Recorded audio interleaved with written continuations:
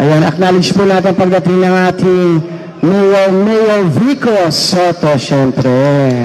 Ayan. Upo lang po kayo, baka mapagod po kayo. Magandang hapon, Ka-Frankie, sa ating mga barangay officials. Welcome po natin si Councilor Kiko Rusya.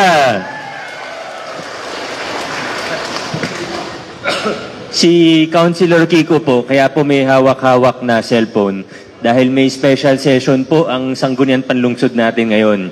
Dumaan rin po kanina yata si Councilor Pao, mukhang nagdi-deliberate pa habang ayan, nandyan po siya.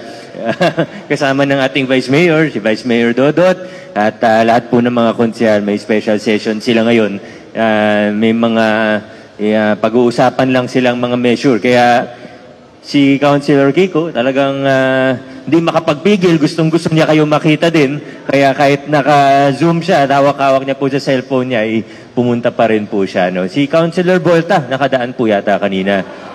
Sino kasama niya? Si Councilor Eric. Yan, okay. Kamusta naman po kayo? Okay naman po. Nasa mabuting kalagayan naman po ang lahat. Pagkatapos ng matinding bagyo at lahat ng mga pangyayari sa buhay natin.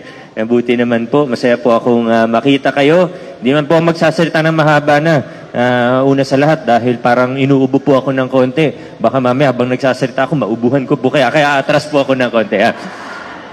Maraming salamat po. Siyempre sa ating barangay, sa ating city council. Alam niyo naman po kung bakit tayo nandito.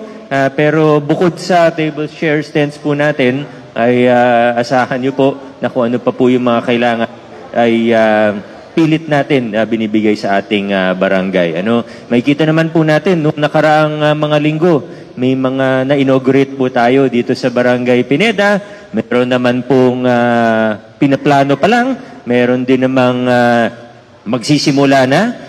Meron din naman po ang nasyonal na pamahalaan na ginagawa. Tulong-tulong lang po tayo para lalo pang mapaganda ang ating barangay. At nakakatuwa dahil maganda po ang ugnayan ng inyong lokal na pamahalaan o pamahalaang lungsod sa inyong pamahalaang barangay. Kina Kap naman po. Kaya Kap, maraming salamat. Ganoon din po sa mga kagawad, barangay staff po natin at sa bawat HOA at iba pang grupo na represented dito. Medyo busy po ang buwan na ito, August po ngayon, malapit na mo matapos third quarter ng taon. At ang bilis po masyado ng panahon. Kaya talagang double time po tayo na nagtatrabaho. May mga at sigurado naman yung mga ginagawa po natin ay ina-announce din naman po natin. Di naman puro para ikwento ngayon dahil kung kukukwento ko po lahat ngayon ng ginagawa natin, baka hanggang alas 10 ng gabi po tayo dito. At alam ko po, baka naiinitan na rin po yung iba. Baka kanina pa rin nag-aantay. Kaya di na ako magsasalita ng mahaba. Dahil meron din importanteng ikukwento si Councilor Kiko mamaya pagkatapos ko po bumati sa inyo. Muli po sa inyong lahat. At binabati ko rin po ibati ko na rin si Kong Roman kasi birthday ng tatay niya, 91 years old si Daddy Bert. Siguro yung iba nakilala na rin po siya. Kaya talagang may po sila ngayon. May family lunch. Baka hindi na po siya makahabol dito. 91. Blessing po yun galing kay Lord. Na makaabot sa 91 years old. Kaya parating niya rin po ang kanyang pagbati sa inyo. Muli po, maraming salamat. God bless po sa ating lahat. Ito. Ayan, maraming salamat, Mayor Vico Soto. At syempre, acknowledge po natin pagdating ng ating Consyal Pao Santiago. At syempre, magbibigay lang din po na maging minsan ng ating Consyal Kiko Rusya. Maraming salamat. Actually, nakita nyo na po si Pao kanina, Nung nakatutok sa ilong mo yung video, pinakita ko sa mga kaibigan natin. Good afternoon po sa atin lahat. Hindi ko na rin po papahabain. Hangad lang ng ating lokal na pamahalaan na makapagpaabot ng mga tulong gaya nito ng assistance para po mas mapaganda po yung mga programa ng iba't ibang HOA dito sa lungsod natin. Kakatapos lang po ni Mayor at ng mga konsehal natin sa District 2 nung mga nakaraang araw. Ngayon mga District 1 naman po ang binababaan natin. Hopefully po, ito po makatulong po para yung mga magagandang plano nyo sa inyong mga HOA, mga programs na mas magpapatibay pa na samahan sa inyong nasasakupan, makatulong po itong mga chairs, yung mga tents, and yung mga tables, no? And again po, kami naman po sa 11 Council, sa abot na aming makakaya, nandito po kami para suportahan po yung magagandang inisyatibo nyo sa inyong mga komunidad. Again, God bless po sa atin lahat, Kap, sa buong Council, at sa lahat po ng bumubuo ng Barangay Pineda, mabuhay po tayong lahat.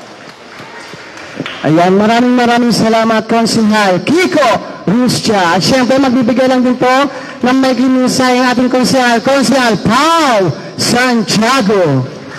Maraming salamat po, Barangay Pineda, Kap. Magandang hapon, Mayor. Magandang hapon po at sa mga kasama po natin dito. Maraming salamat po sa pagpunta. At least nakikita niyo po, sinusubukan pong maabot o ibigay po na tulong ng ating ng inyong LGU alaan kung ano po yung mga kailangan po natin tulad po nito, yung mga gamit po na ibahagi po natin ngayon, malalaman po natin hindi lang po sa mga gamit o kung monetary man mo ang kailangan, basta po sa abot at sa kaya po talaga na itulong po ng inyong pamahalaan. Yan naman po ay aming hindi pagmamarmot dahil kami po ang gusto lang po namin at ang pagmamahal din po namin ay makatulong lang din po sa kapwa natin Pasigueño. Dahil sa ganon, yung mga kailangan niyo pong magawa ay magagawa niyo po excellently. Yun lamang po again at magandang hapon po, Barangay Pineda. Ayan, maraming salamat, Konsehal Pao Santiago. At syempre, ito na po, picture taking na po tayo. At bago tayo, maraming salamat din po, Kap. Okay, stay lang po kayo dyan, wag po tatayo. Sila na po ang lalapit dyan. Ayan, lalapit na lang po sila Mayor, sila Konsi Pao, Konsi Kiko. Wala na pong tatayo, stay na po tayo dyan, wala nang gagalaw. Okay, ready? Tingin sa camera, ready?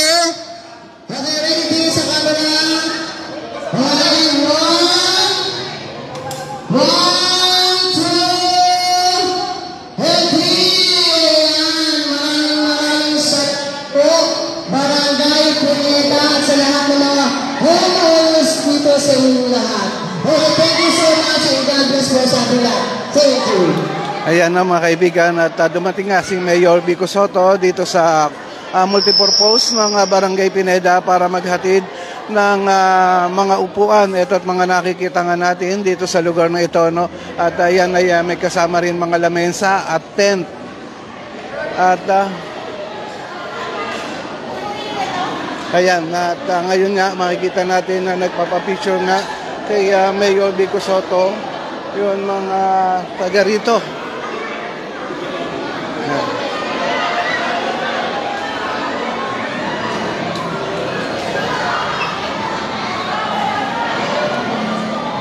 Yan, ito yun makikita natin mga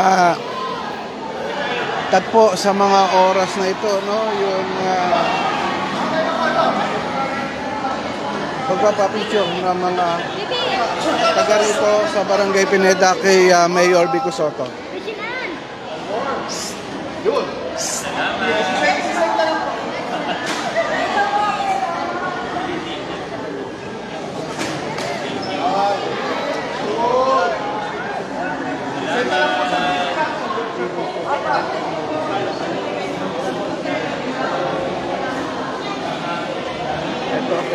Kausapin natin ng barangay captain ng Barangay Pineda. Ito, antayin natin.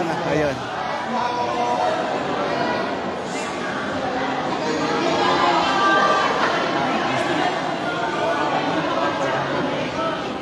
Malapitan natin si Kiko. So mga kaibigan, ito at makita nga natin yung mga tao ngayon na masasayang nagpapapicture kay Mayor Vico Sotto. Ayun. Ayan, at sa ngayon, kausap nga ni Konsi Kiko Rustia yung membro ng Homeowners Association dito at mayroon silang dinudulog. Hanggang sa ngayon, nandito pa rin si Mayor Vico Sotto. Nandoon at kausap din yun na ilan sa mga senior citizen at nagpapa-picture taking na rin.